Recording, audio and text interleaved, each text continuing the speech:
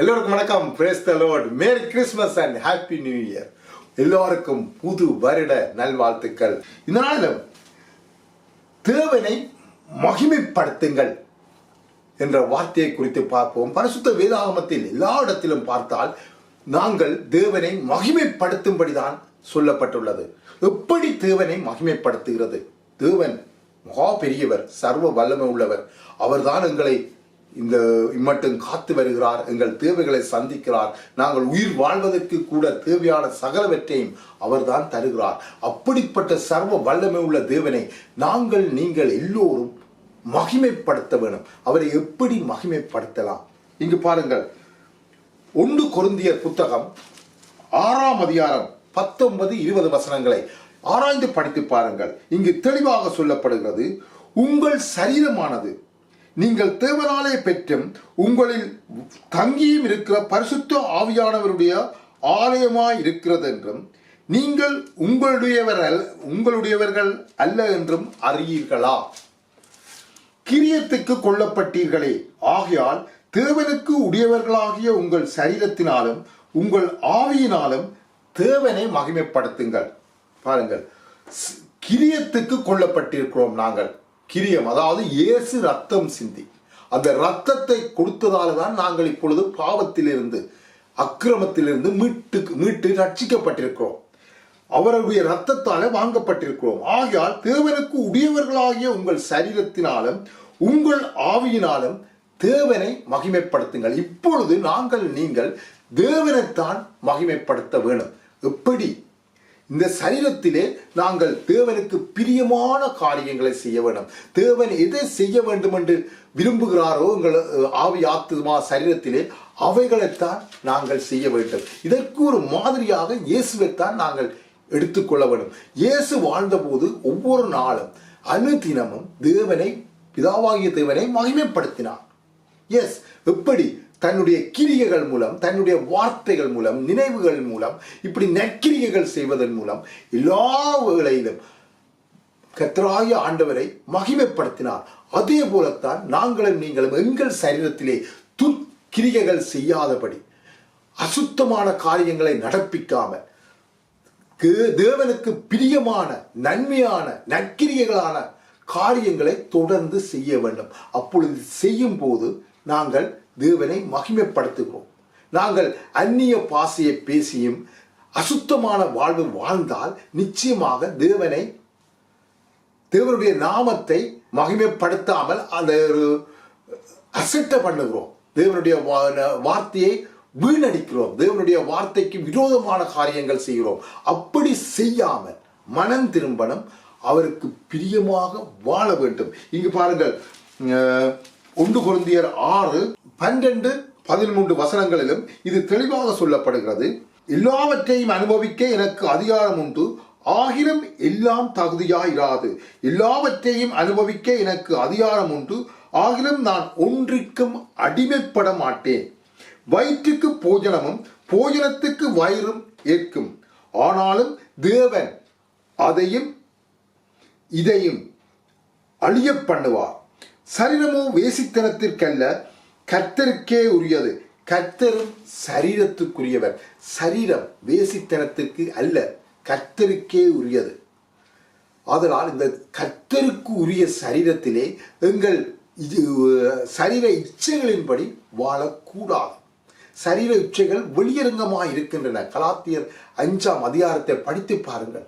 அங்கு தெளிவாக சொல்லப்படுகிறது, அசுத்தமான சகல காரியங்களை நடப்பிக்கும்படி எங்கள் சரீரம் எப்பொழுதும் எங்களை ஒரு சரீரத்தில் விருப்பம் உண்டு. அதுக்கு ஏற்ற பிரகாரமாக நாங்கள் வாழக்கூடாது. அப்படி வாழ்ந்தால் தேவனுடைய நாமம் தூசிக்கப்படும். நாங்கள் இயேசுவுக்குரியவர்கள், நாங்கள் கர்த்தருக்குரியவர்களானபடியால் அவருக்கு ஏற்ற பிரகாரமாக வாழ வேண்டும். ஏனென்றால் அதற்காகத்தான் அவர் தன்னுடைய சொந்த இரத்தத்தையே சிந்தி எங்களை விலக்கி வேண்டியிருக்கிறார். இப்பொழுது நாங்கள் மீட்டு ரட்சிக்கப்பட்டிருக்கிறோம். ஆதலால் தொடர்ந்து இயேசு கிறிஸ்துவுக்குள் வாழ வேண்டும். அப்படி வாழும்போது ஒரு புதிய ஒரு சுபாவம் எங்களுக்கூடாக வெளிப்படும். வெளிச்சத்துக்குரிய தன்மை ஒன்று, இருளுக்குரிய தன்மை ஒன்று. அதே போலத்தான் பிசாசினுடைய கிரியைகளை செய்கிறவர்கள் அதற்குரிய சாயலை தரித்து அதற்குரிய வாழ்வு வாழ்வார்கள்.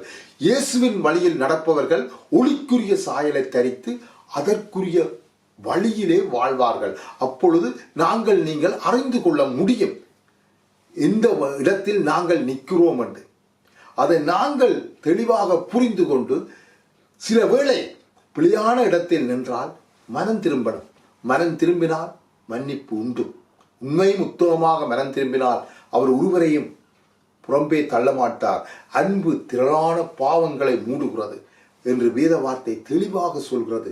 பாருங்கள், தன்னுடைய சொந்த குமாரன் என்றும் பாராமல் அவரையே இந்த உலக மக்களுக்காக சிலுவையிலே ஒப்பு கொடுத்தவர், அவரோட கூட மற்ற எல்லாவற்றையும் நமக்கு அருளுவது நிச்சயம் என்று வேத வார்த்தை தெளிவாக சொல்கிறது. ஆதலால் எல்லா மக்களையும் அழிவிலிருந்து காக்கத்தான் விரும்புகிறார். சில வேளை நீங்கள் விழுந்து பழைய பாவ வழிக்கு சென்றிருந்தாலும் உயிரோடே இருக்கும் போதே மனம் திரும்பி வாருங்கள். வந்தால் நிச்சயமாக மெய்யான விடுதலையான வாழ்வை நீங்கள் பெற்று அனுபவிக்க முடியும். ஏனென்றால் பாவங்கள் சாத்தானுடைய கிரியைகளை நாங்கள் செய்யும் போது, தொடர்ந்து அதிலே நிலைத்து நிற்கும் போது நாங்கள் விசுவாசத்தை விட்டுடுவோம். தொடர்ந்து இயேசுவை பின்பற்ற மாட்டோம். ஏனென்றால் அந்த பாவமே எங்களை ஒரு சிறைப்படுத்திவிடும். அதனால் தொடர்ந்து அந்த பாவத்திலே வாழாமல் பாவங்களை தள்ளிவிட்டு பரிசுத்தமாக வாழ இயேசுவிடத்தில் வாருங்கள். அவரிடத்தில் உதவி கேட்டால் அவர் எல்லாருக்கும் உதவி செய்கிறார். அவர் பரிசுத்த ஆவியானவரையே எங்களுக்குள் அனுப்பி எங்களுக்குள் ஆலோசனையை தருகிறார். தன்னுடைய வழியிலே நடக்கிறது எப்படி என்று கற்றுத்தருகிறார்.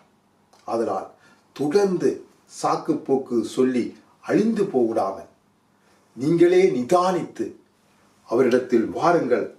அவரை எப்படி மகிமைப்படுத்த வேண்டும் என்பதை புரிந்து கொண்டு உணர்ந்து கொண்டு அவருக்கு பிரியமானபடி உங்கள் வாழ்க்கையை மாற்றுங்கள். வார்த்தை தெளிவாக சொல்லப்பட்டுள்ளது. தேவனுடைய வார்த்தை தரப்பட்டதன் நோக்கம் இதை அறிந்து அதற்கு ஏற்ற பிரகாரமாக எங்கள் வாழ்க்கையை மாற்ற வேண்டும். அதற்காகத்தான் தரப்பட்டுள்ளது. அப்படி வாழும்படிதான் இந்த புத்தகம் எங்களுக்கு கைகளிலே தரப்பட்டுள்ளது. ஆதலால் இந்த வார்த்தையை அசட்ட பண்ணுகிறவன் தேவனை அசட்ட பண்ணுகிறான். தேவனை உதாசீனம் பண்ணுகிறவன் ஒருபோதும் சமாதான சந்தோஷமாக வாழ முடியாது. அவனுடைய வாழ்க்கை நிச்சயமாக சீர்கெட்டுத்தான் போகும். ஆதலால் தொடர்ந்து ஒரு சீர்கேடான வாழ்வு வாழாமல் இயேசுவை மகிமைப்படுத்துங்கள். கர்த்தராகிய ஆண்டவரை மகிமைப்படுத்துங்கள். அவருக்கு ஏற்ற பிரகாரமாக அனுதினமும் வாழ்க்கையை மாற்றுங்கள். அவர் உங்களோடு கூட இருப்பார். எங்களை வழி நடத்துவார். எங்கள் தேவைகள் யாவையும் சந்திப்பார்.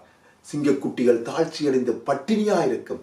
கர்த்தரை தேடுகிறவர்களுக்கோ ஒரு நன்மையும் குறைபடாது என்ற வார்த்தையின்படியே எங்கள் வாழ்க்கையில் ஒரு நன்மையும் குறைபடாமல் அனுதினமும் எங்களை வழிநடத்த அவர் போதுமானவராக இருக்கிறார். அவர் நம்பத்தக்கவராக இருக்கிறார். உலகத்திலே எத்தனையோ விதமான போராட்டங்கள் வருகின்றன, கொள்ள நோய்கள் வருகின்றன.